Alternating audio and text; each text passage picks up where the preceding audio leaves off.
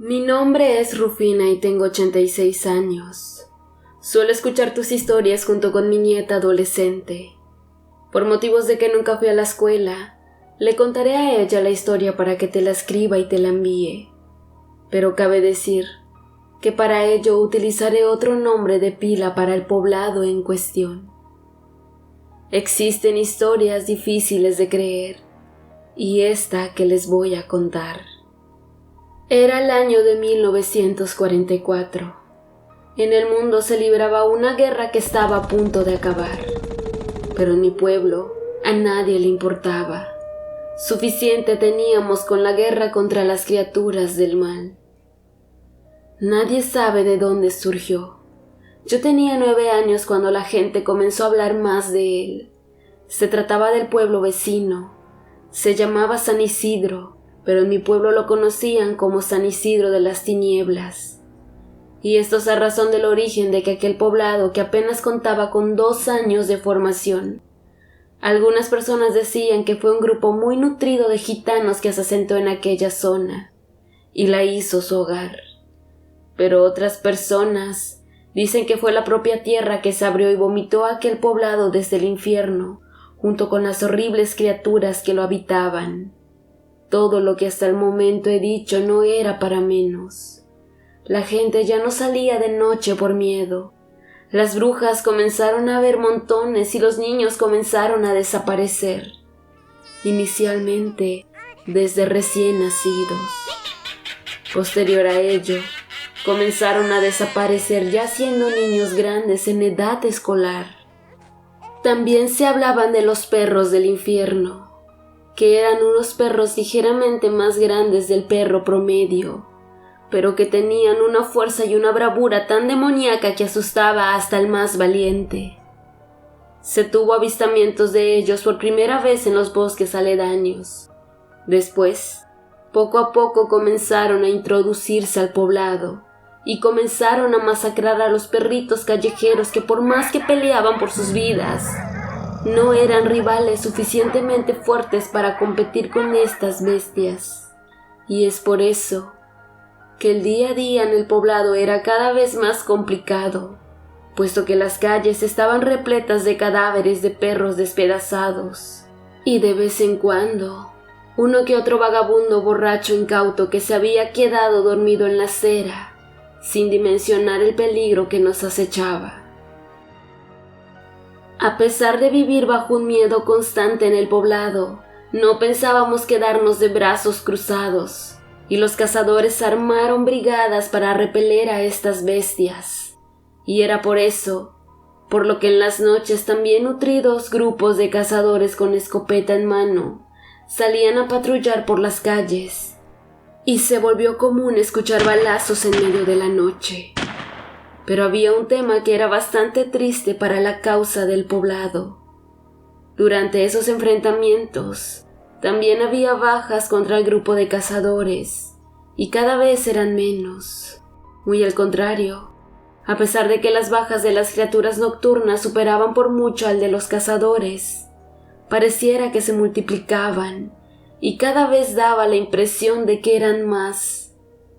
Yo vi muchas veces a mi madre llorar. Sabíamos que tarde o temprano llegaría el momento que tanto habíamos estado evitando.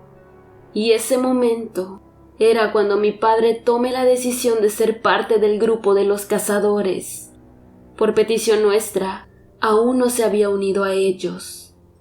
Pero entre su valentía, su deseo de servir al pueblo y la presión de la demás gente, mi padre aceptó.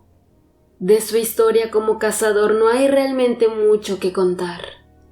Lastimosamente, el primer día que salió a hacer frente al mal y a luchar por su gente, una horda de perros del infierno invadió el pueblo, y el ya pequeño grupo de cazadores tuvo un número de bajas considerables.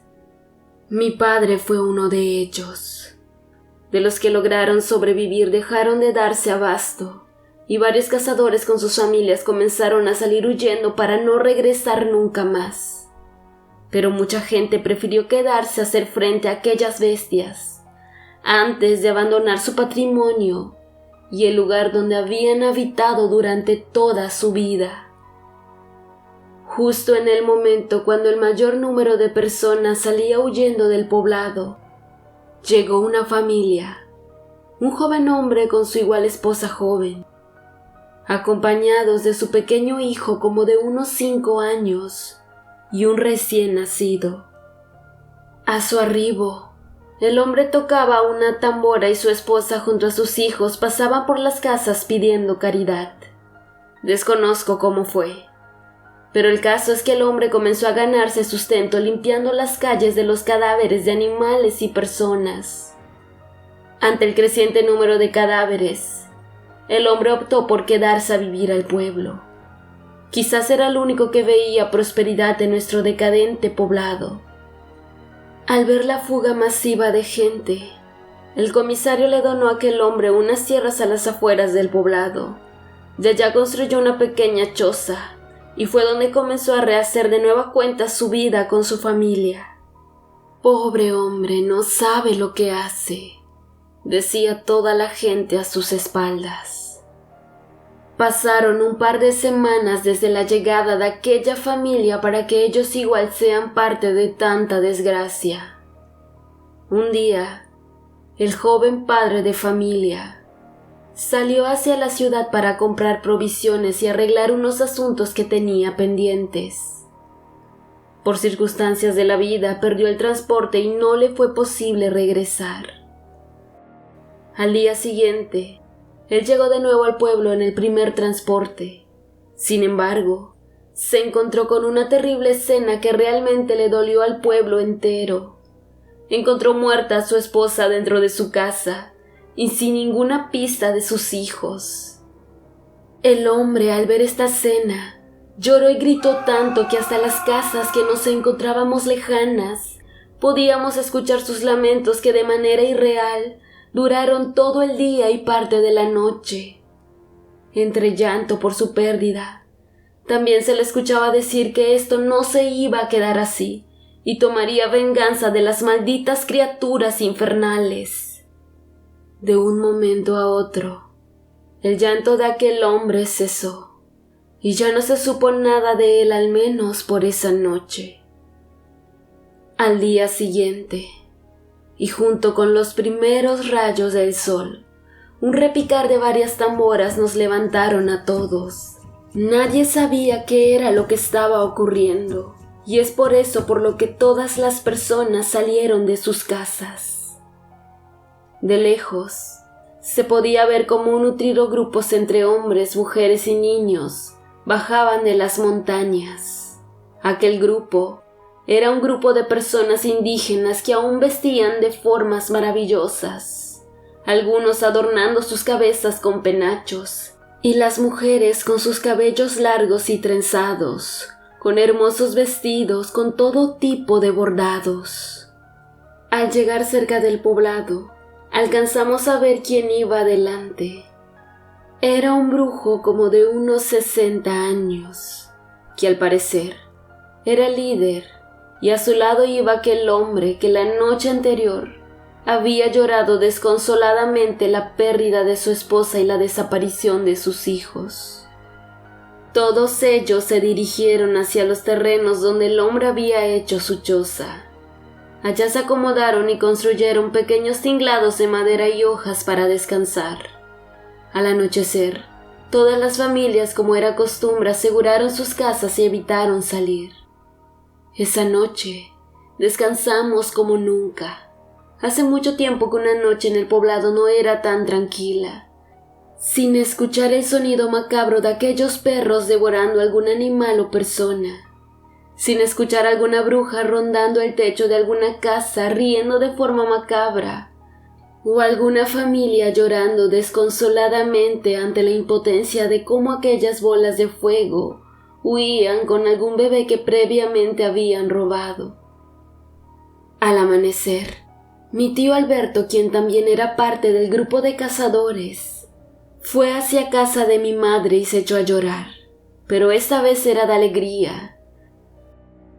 «Al fin somos libres», decía mi tío con sonrisa y lágrima al mismo tiempo. Mi madre no comprendía nada, y fue cuando mi tío le contó todo. Ayer, en vez de patrullar, nos dedicamos a vigilar a aquella tribu que bajó de las montañas, y justo al momento de caer la noche, vimos cómo todos se dirigieron hacia San Isidro de las Tinieblas. Con mucho miedo decidimos vigilar de lejos todos sus movimientos. Los seguimos hasta que ellos llegaron a aquel maldito pueblo, y fue allá cuando una gran cantidad de perros infernales salieron en manada para atacar a toda esa gente. Sorprendentemente, nadie de ellos entró en pánico, y nosotros lo primero que pensamos es que eso sería una masacre. Aquel grupo indígena cargaba con ellos a mujeres y a niños. Al pasar un rato no dábamos cabida a lo que estaba sucediendo. Nuestra sorpresa fue mayor cuando claramente vimos cómo los hombres del poblado, mujeres y niños, comenzaron a convertirse en nahuales, formando un gran ejército de imponentes bestias. Realmente eso no fue una guerra, fue una masacre. Los perros del infierno no fueron rivales para los nahuales, y se veía cómo su sangre corría por el poblado, despedazados y entre las mandíbulas de los nahuales, quienes de igual forma devoraban a las brujas que allá habitaban. Muchas quisieron huir convirtiéndose en bolas de fuego, pero aquellas personas estaban más que preparadas, y un gran número de nahuales se encontraban escondidos en las copas de los árboles, esperando ese momento. Y fue así como hábilmente iban brincando y atrapando a las brujas que pasaban por ahí volando. Ninguna sobrevivió. El jefe de ellos, al cual llamaban el Gran Patriarca Rojo, se dirigió hacia nosotros. Él nos había convertido en bestia y nos dijo que en todo momento se había percatado que lo seguíamos, pero él nunca nos consideró una amenaza. Afortunadamente, en San Isidro de las Tinieblas aún había una gran cantidad de niños que se encontraban encerrados, secuestrados por las brujas, que ahora se encontraban bien muertas con destino al infierno. Aquellos hombres nos devolvieron a los niños del pueblo y rescataron a los hijos del tamborero. También nos dijeron que les gustaría quedarse a vivir en San Isidro, y aquel anciano no tuvo ningún reparo en decirme que en su tribu, desde el habitante más pequeño, así como el más grande, todos eran nahuales, pero no les gustaba utilizar su maldición como él llamó, a menos que la situación lo amerite como en este momento. Desde ese momento en mi pueblo comenzamos a decirle San Isidro de los nahuales, y en un principio temíamos a ser devorados por esas aún más peligrosas bestias. Pero al paso del tiempo demostraron ser muy leales y trabajadores. Hoy en día tenemos muy buena relación con los pobladores de San Isidro, y ya no existe miedo alguno de que nos pudieran hacer algo. Si en alguna ocasión alguien va a ese sitio, se encontrará con gente trabajadora y muy amable, así como también encontrará un sitio muy delicioso para comer, pero seguramente no sospecharán de aquella maldición que solo nosotros conocemos. Ese pueblo está infestado de nahuales.